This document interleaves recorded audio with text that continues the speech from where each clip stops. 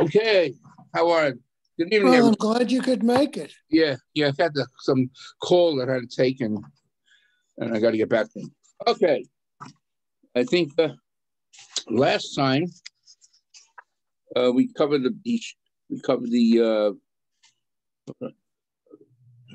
exactly history of Abraham coming from across the Euphrates River, and let's see what we are now. So a few paragraphs after that, I don't know how God you're doing, what you have. But it says the following. After Hisha Amda, that song Hisha Amda, the paragraph after that. Now, so it says, Say Olamad, go back and learn. Ma bikesh Lavan Arami lasus Yaakovinu. What did Lavan, the Arami, wanted to do to Yaakov? And according to the Haggadah, the parallel Gazar El HaZacharim Lavan bikesh Lakorasako.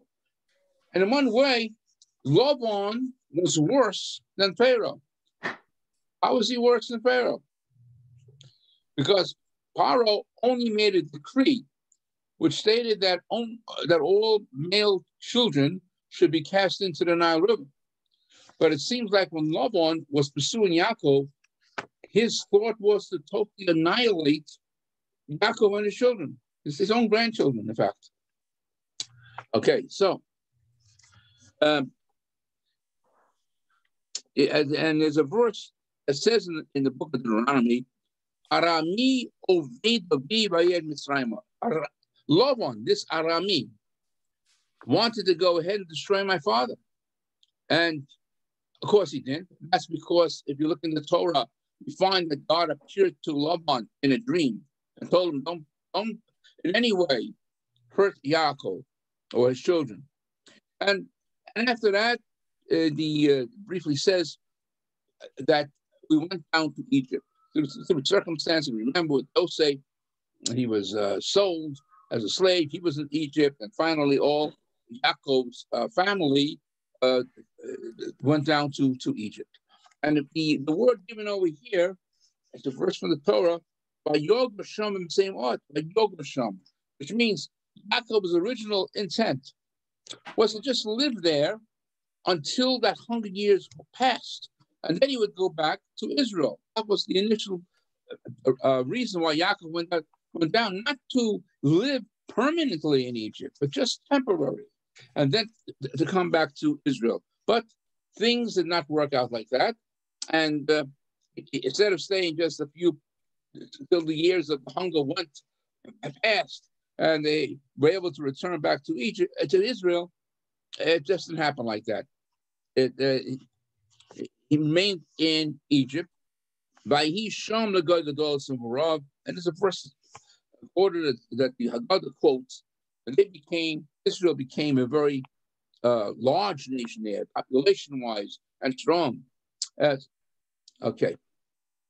And the Haggadah goes on to say, just as I mentioned, that the word lagur, which means to live, just means to temporarily live.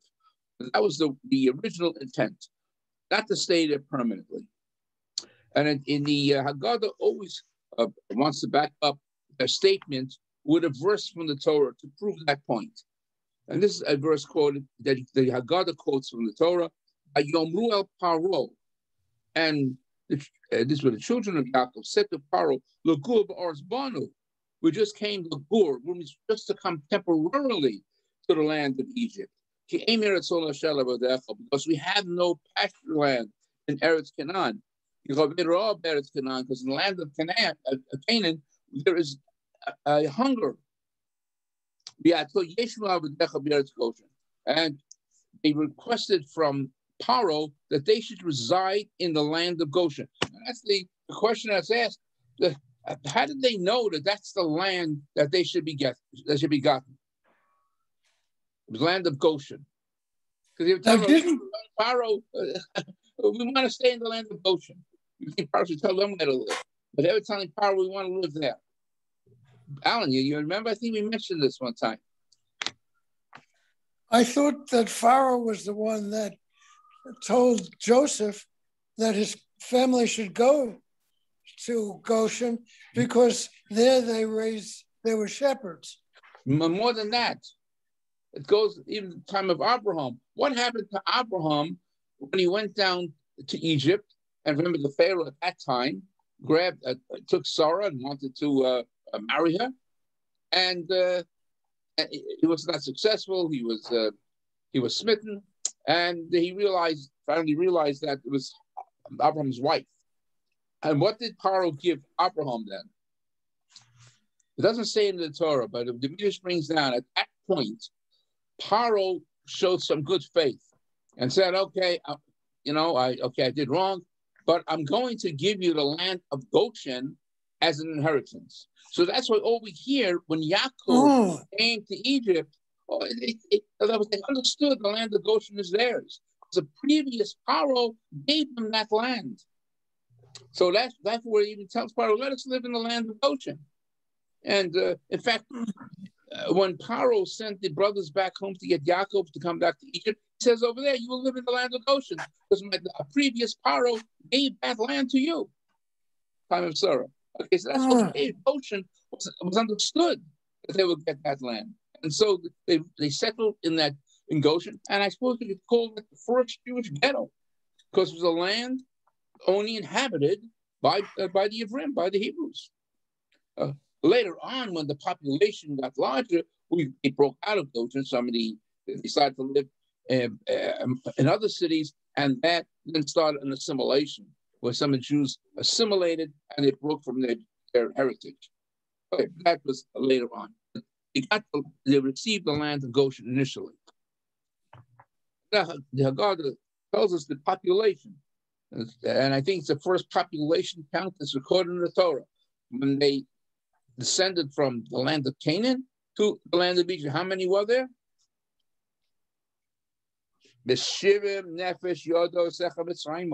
70 people. It was the entire population of the Ivrim, of the Hebrews at that time, that went down to Egypt. And after a number of years, and we know, according to tradition, although it doesn't say explicitly in the Torah, according to tradition, they were in Egypt 210 years. And when they went out, and when they went out, God made them like the stars of heaven. Really, but how many were there? We know the Torah gives us a population too. How many people departed from Egypt? When we talk about 600,000 men. Right, then you said men. 600,000 men, and only between the ages of 20 and 60. So they're not counting the ladies. They're not counting anyone less than 20 years old or more than 60. So we could estimate approximately 2 million. Something like that, 2.5 million. It's just an approximation. We don't know for sure. Plus a lot of non-Jews who wanted to embrace monotheism also went out with Egypt. That we always forget about. They're known as the Erev Rav, the mixed crowd. So not only did Jews depart from Egypt, but those non-Jews who were interested in eventually converting to monotheism. And as you know, later on, they were the ones who gave us trouble. They were the ones who tried to influence the Jews to worship the golden calf. It really started from them. Okay, so there's the picture in terms of the population. Okay, let's go further.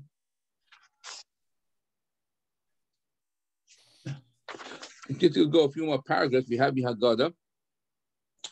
And it says something we mentioned, I think, before. That we did not build the pyramids. That's a mistake. We had nothing to do with that. We built, what is the Haggadah? If you go a few more paragraphs down, it says, the verse says, even Ori Miskanos of Pharaoh, while we were there as slaves, we built storage houses, cities of storage for Pharaoh. And I mentioned two of them. At Piso, it's Ramsey. Pitom and Ramses, okay, Ramses, that's his name. But a very interesting gematria. What does gematria mean? Gematria. When I said we have what? All the letters have a numerical value. Right. Look at this. If you take the word Ramses, which is Ramses, right? I suppose one of the names of Pharaoh.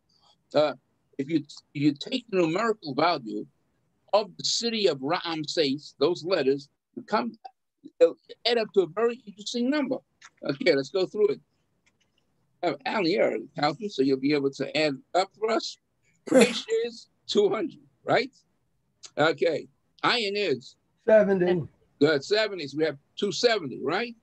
Mem is 40. okay. What do we have now? 310. Okay, Alan, keep on doing it. And then Samach is 60. 370. And another 60. It's two, 430. what does that number remind you of? 430. How many years we should be the slaves? No, but we said 210 10 years. There were three numbers that were told: 430, 400, and 210. So I mentioned before, 210 is not written in the Torah; it's just traditional. We were told the actual slavery was 210 years. That's tradition. We don't have any proof of it from the Torah. It doesn't explicitly say it. The other two numbers are mentioned in the Torah. One is 400 and one is 430. So what is a 400? From the day Yitzhak was born. Yeah, 400 would be from the birth of Yitzchak, birth of Isaac. Now was 400 years. At 430, the day God told Abraham it's going to happen. Yeah, it's going back a generation. When Abraham was told, you should know your descendants will be enslaved in some land, which eventually became Egypt. So that was 430 years. From the birth of Isaac, it's 400. And like I said, tradition, we know that the actual slavery was 210. It's interesting, the word Ra'am says has a numerical value of 430. I pointed that out.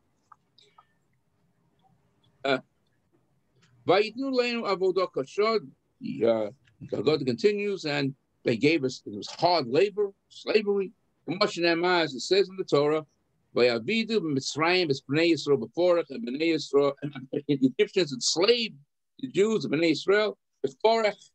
I think I mentioned last week, Porach means hard labor. But if you break up the word perach, peh, rach, how much is peh? What is peh? What does peh mean? Mouth. What? Mouth. Mouth is peh. Rach. Only. Soft speaking. Originally, it's not that, I think we mentioned it before, it wasn't that they were free, the Hebrews were free originally, and all of a sudden the next day they were enslaved. It was a progression.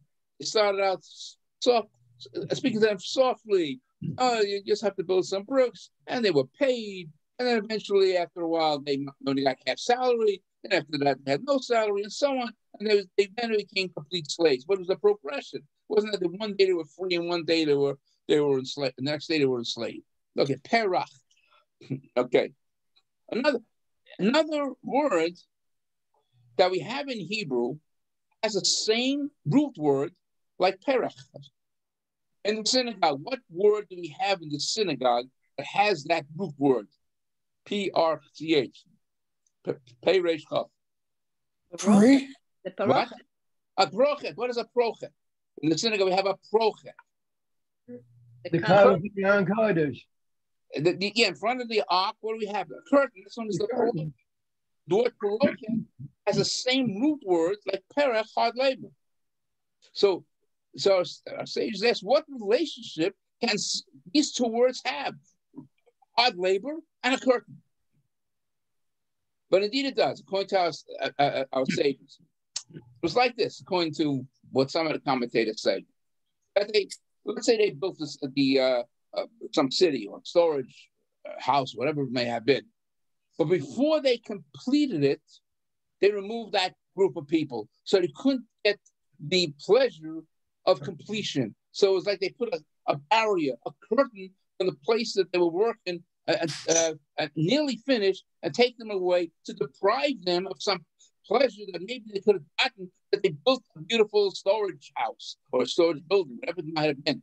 So it's like a brochas, a curtain, a wall of some sort was placed between their hard labor and actual building, and other people finished it off. So they were deprived of that little pleasure they could have gotten. Say, look at the beautiful storage building we made, or whatever it may have been. Okay, that's what some want to say. But it came to a point which it got very bad, and of course the Moshe intervened, and Bnei Yisrael started to cry out to God for salvation. Let's go a little further.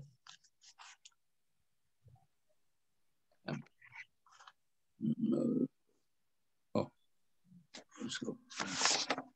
Okay, so let's skip a couple of paragraphs and go to the 10 plagues.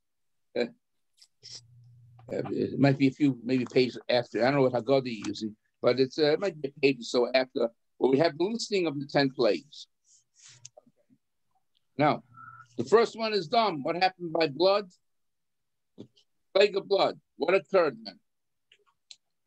Come on, what happened? Well, the Nile turned to Nile blood. turned red. Yeah. Now, the Nile turned red. Not just the Nile. Any body of water turned blood color. Some say it really was blood. It wasn't just that it turned red. Now, it doesn't have to be just the Nile. It could be any lake, anything.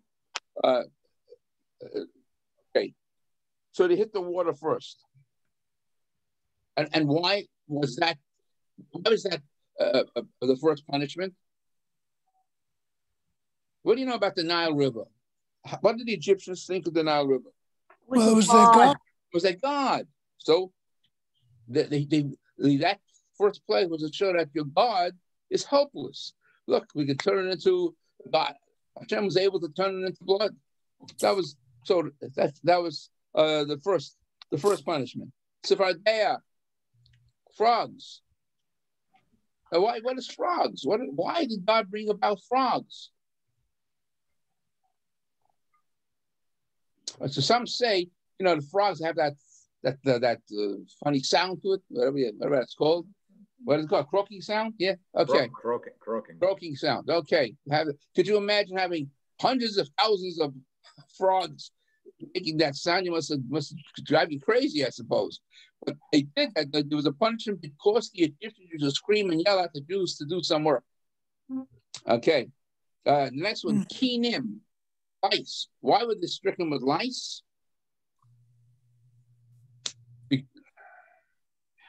Because it seems like at times, it must have happened in various times of the slavery, they didn't permit the Jews to wash their clothing or do things like that. So the lice came around. So their punishment was they got lice. And overall, the next one is wild animals. Various animals came and into the land of Israel. And some say that came also to some of the Jews were forced to go ahead and hunt for animals. It was dangerous. Some were killed because of that. So they got a plague of a robe of mixture of animals. Okay. Dever is the pestilence before the animals died. So again, there were some people who had to work with sheep, domesticated animals, forced labor in various ways. So their animals also was stricken with dever pestilence, the animal's sickness.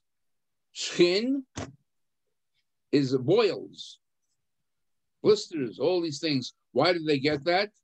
What did the Egyptians do to the Jews? They beat them and they got injured, their skin, whatever it was. They got blisters and sores all over their body. So they were stricken with boils. Borod is hail. Okay. Why hail? In fact, in Egypt, hardly ever rains. Same idea. Because maybe they had to go ahead and be water schleppers, water carriers. Since besides the Nile River, it hardly rains in Egypt. So they had to go ahead and transport water to other areas. So who did it? The Jews had to schlep the water. And of course, it wasn't easy to do. Or maybe they had to dig canals to irrigation ditches that from the Nile River to be able to irrigate other land in Egypt. So they got this borod, this the hail. Arbet is locusts. Well, I suppose the same idea. It's always what they must have been. Everything refers to something that they must have done. And I would assume there was some. I'm not sure. I think it says the arbor they used to try to have to capture these locusts, and of course it's edible. It could be eaten. So they were plagued with a lot of locusts that it ate up their crops. There must be millions of locusts coming around. They could consume a crop in no time. And choshech, darkness.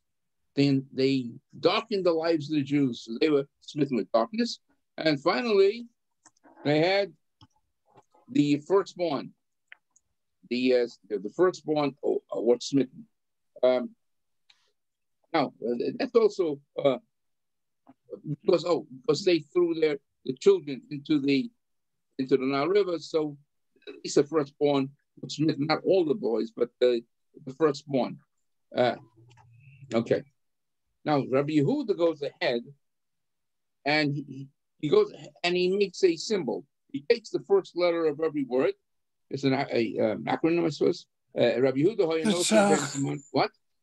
Tzach. Yeah. The Tzach, Adash, Biachab. You find Rabbi Yehuda takes the initial letters of those plagues, and he makes 3 words out of it. Why does he do that? The Tzach, the first 3 he puts together, Adash, the next 3, and Biachab, the last 4, he goes ahead and puts together. So what relationship, how do you relate the first 3? Blood, frogs, and lice.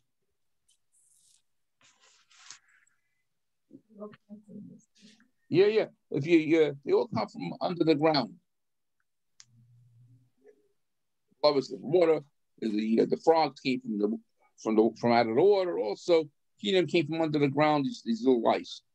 Adash is animals, and then they had the pestilence that the animals had, and blisters. God wanted to be on the land. So the first 3 were below the land, the middle 3 on the land, and Bachab above the land. The hail, the locusts were flown in from Africa, and then they had the darkness. And the last one was really by itself, the bet, Bechorot. Now it's interesting when the listed each one is listed. The last one is really 2 words: Makas Bechoros, the plague of the firstborn. Why didn't you say Bechorot, the firstborn? Why did you have the extra word Makat Bechorot? And when Rabbi Yehuda goes ahead and he gets the acronym, he doesn't use the word Makat, but he used the word Bechorot. He emphasized the firstborn. Okay, so it seems like when Moshe told Paro that if you don't let the people out, the firstborn will be slain. So a lot of the firstborn had an audience with Paro and said, Paro, look, 9 times Moshe was correct, right? We don't want to die. We are firstborn. We don't want to die. Let his people go. But Paro was stubborn, and he's absolutely not. And we're told that the firstborn assembled together and started to fight. And Paro had to call out the army. And many of the firstborn, I should say, many of the Egyptians were killed in this war. So when it comes over here, it says Makat Bechoros. Plague of the firstborn cannot just mean that the firstborn were killed, but that the firstborn rebelled against Paro, and many of the Egyptians were killed. Many people were killed. Some of the firstborn, some of the Egyptians themselves. So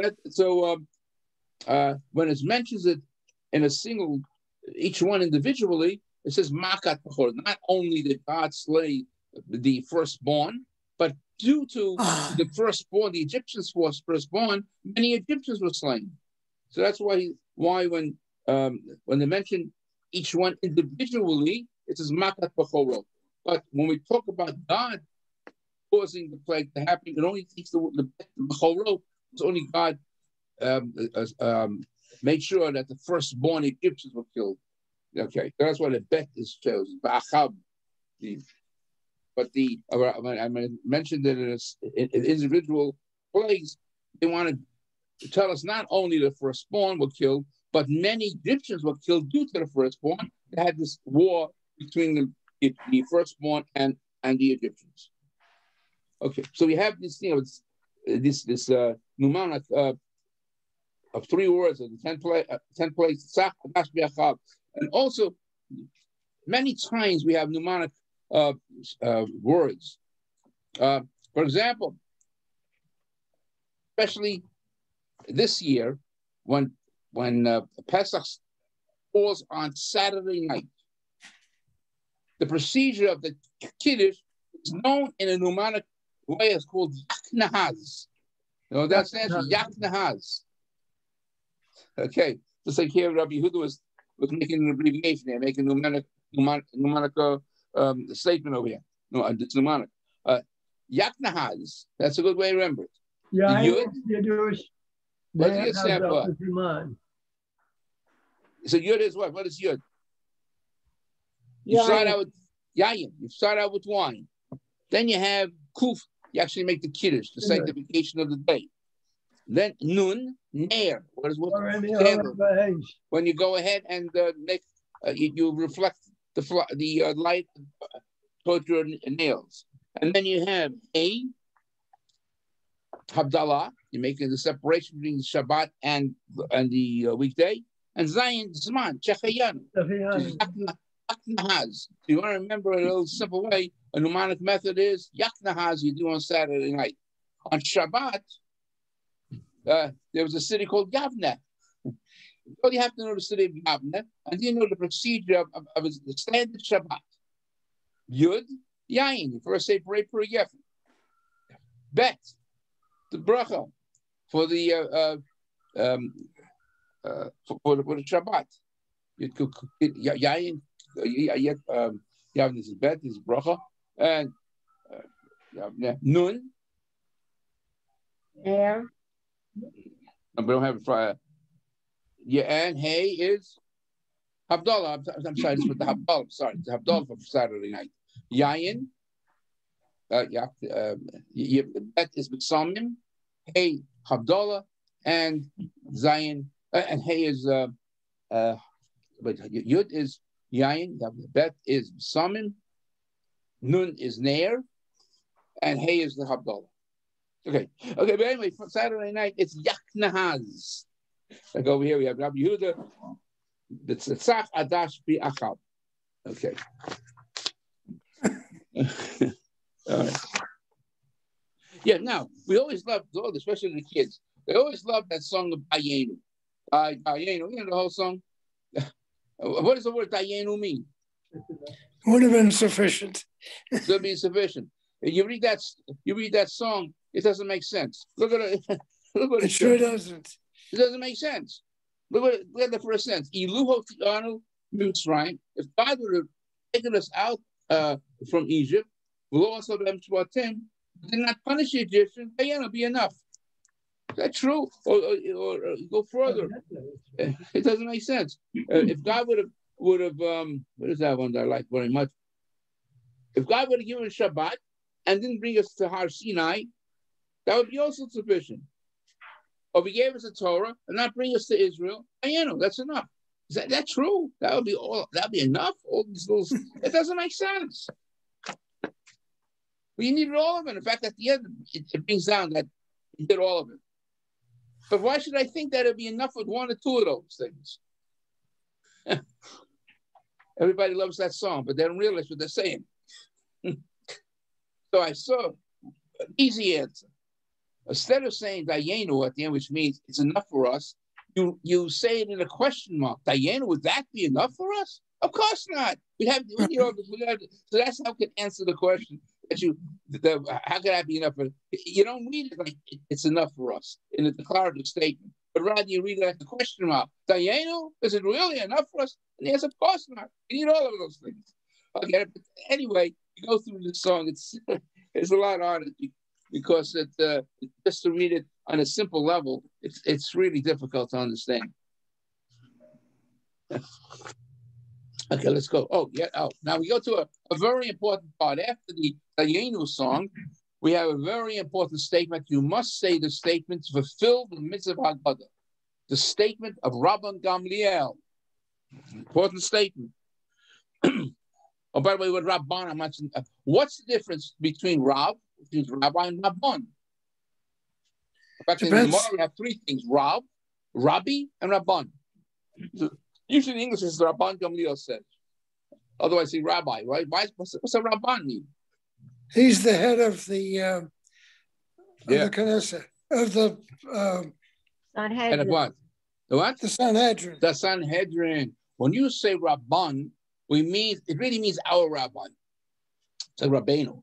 Rabban means he's the head of the Sanhedrin, the Jewish Supreme Court. In fact, the Gemara has two other ways of referring to rabbis. Rav, somebody, means that particular person studied in Babylon. If you're called Rabbi, like Rabbi Akiva, it means he's ordained in Israel. Israel was considered the higher level yeshivas. The Babylon had, but not as great as Israel. And of course, Rabban means the head of the Sanhedrin, Supreme Court of Israel. But anyway, so he makes a very important statement, because without, if you don't listen to what he's saying, you not fulfill the mitzvah of Haggadah, retelling the story. That's why it's a very important thing that he's saying. Rabban Gamliel Hayo Omer. Now notice, it doesn't say Rabban Gamliel Omer, which Rabban Gamliel said. It says Hayo Omer. When you see Hayo Omer, what's it mean? Omer, he says, or Hayo Omer. Used to say. What? Used to say all the time. Ah, that's it. All the time. That's what it means. Whenever it says Hayo Omer, he constantly stresses. It wasn't just one time. He constantly stressed the following. Anyone who doesn't discuss the following three things by Pesach, on the holiday of Pesach, does not fulfill his mitzvah. And by the way, there is also there's a little commentary on the word Pesach. I mentioned it one time. What is it? You divide Pesach into two words. What does Peh mean? Mouth. Right. Sach means sicha. What's that mean? Speaking. Conversation. The mouth that speaks. Pesach. But anyway, that's one mitzvah on Passover. Usually, you don't have a mitzvah to actually engage in discussion about the particular holiday. But Pesach is essential to fulfill the mitzvah of discussion with the family, or wherever you have the guests concerning Passover itself. So he says, anyone that does not discuss the following three things, has not fulfilled his mitzvah. Pesach, Matzah, Moro, concerning the Paschal Lamb. We don't have a sacrifice today, but we just talk about the Paschal Lamb, because Matzah and the Moro and bitter herbs we do have. So what is he saying? He's saying also like this: suppose you ate matzah, and all of us do. You just ate it, or you just ate moror. You ate the bitter herbs, but you didn't discuss it. You didn't speak why you are eating those particular items. According to Rabbi Gamliel, you're not fulfilling the mitzvah. Now, so the mitzvah of eating matzah or eating bitter herbs, part of that mitzvah has to be to discuss the reasons why are you eating matzah and why are you eating moror. That's what the Rabbi Gamliel says. The one who does not discuss why these three things are not mentioned and talk about it, Pesach and Matzah Moror, even though you ate it, you did not fulfill your mitzvah. That's the point to Rabbi Gamliel. Okay. So then he of course, when it comes to Pesach, we don't have it today. In the time of Rabbi Gamliel, I think it's part of his life, the Beit HaMikdash was still standing. So, of course, you could go ahead and actually talk about it and you eat it. Because today we don't do it. We just have the bone, sroa, to remind us of it. But we should give reasons why we have it. So what, according to Rabbi Gamliel, we always say, interesting, he doesn't mention that over here. Rabbi Gamliel is giving us a different answer. We usually say, why do we have the bone, sroa, the shank bone, is because it reminds us of the Korban Pesach, or the Paschal Lamb. We don't have a Paschal lamb, so we just have a reminder of it. One of those visual aids that we have on the Passover plate. But Rabbi Gamliel gives another answer. He says it's to remind us Al Shum She Pasach HaKodesh Baruch Hu Al B'tei B'nei B'Sim Mitzrayim. It's called the Paschal lamb because Pesach has another translation. It's not just the sacrifice itself, but it means that God passed over. He jumped over, skipped over the houses of the Jews, and during the night of the smiting of the firstborn, and he only smote the firstborn of the Egyptians. And that's what he says while we have it.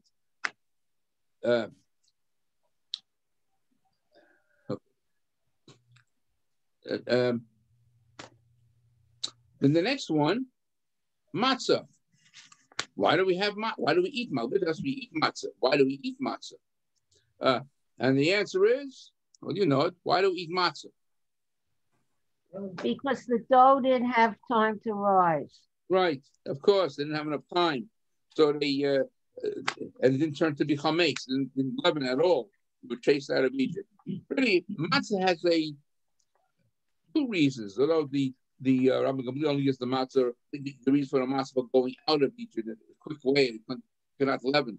We also eat matzah because, according to some commentators, they say we were fed matzah. Because matzah sometimes lays in your stomach. Some people don't like to eat matzah.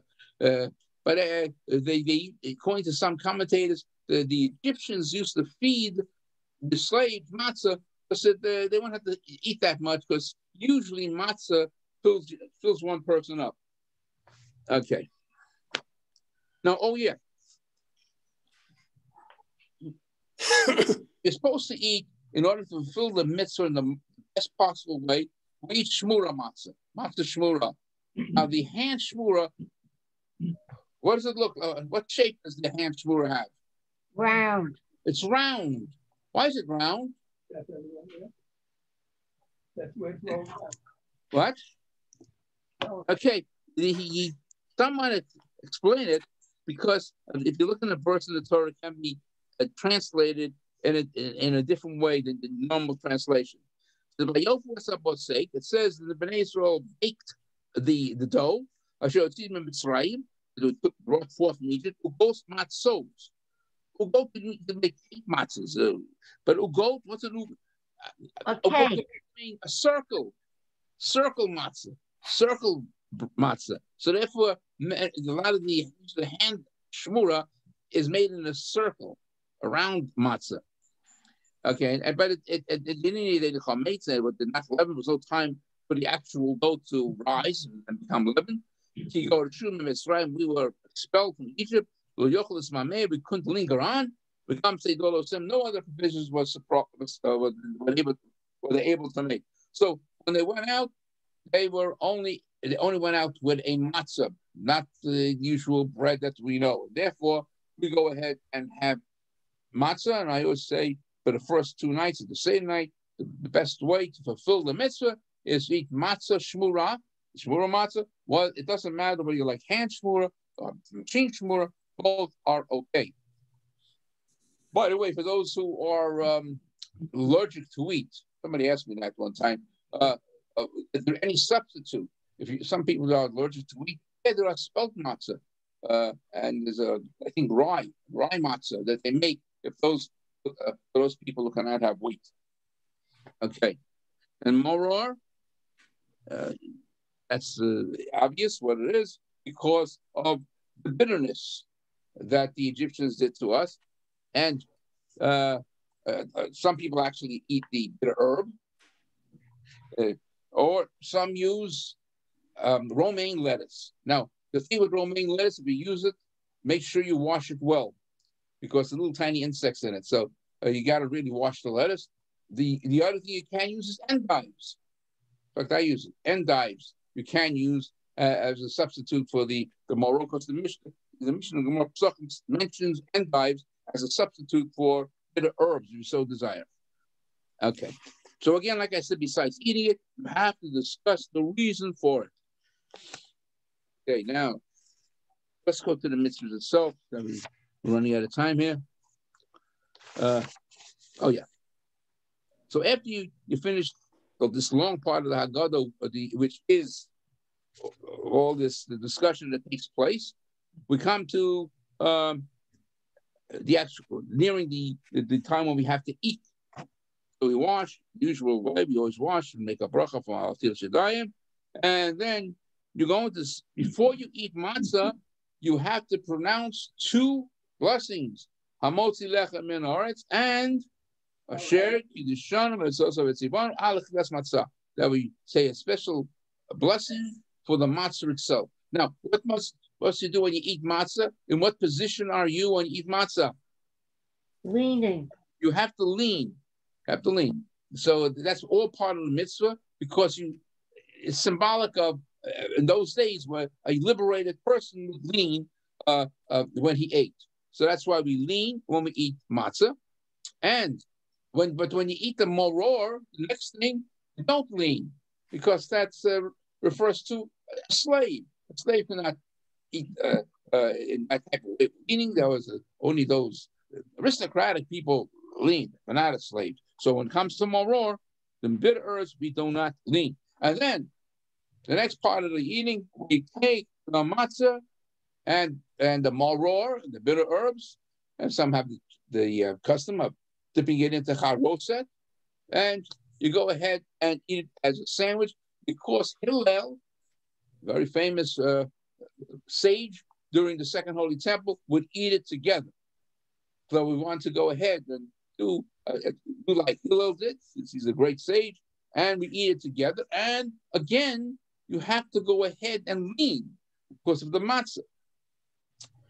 Okay. And then, of course, you taught Shulchan Aruch, you have your meal. Let's just finish with one more thing. After your meal, what do you have? Again, remember the matzah at the beginning of the Seder? With the middle matzah?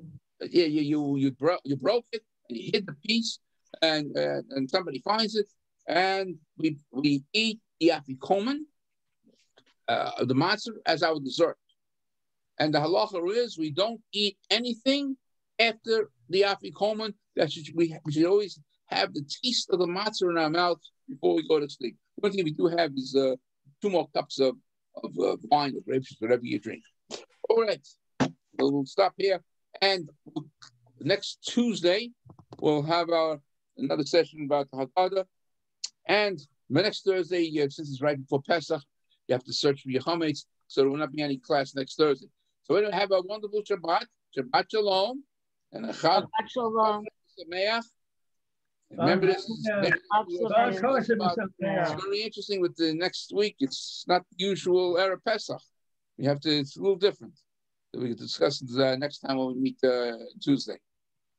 Okay, any questions? Thank you, Rabbi. Shabbat Everybody knows everything. Okay, Shabbat Shalom, Chag Sameach, have a kosher holiday. Kosher. Yeah, okay.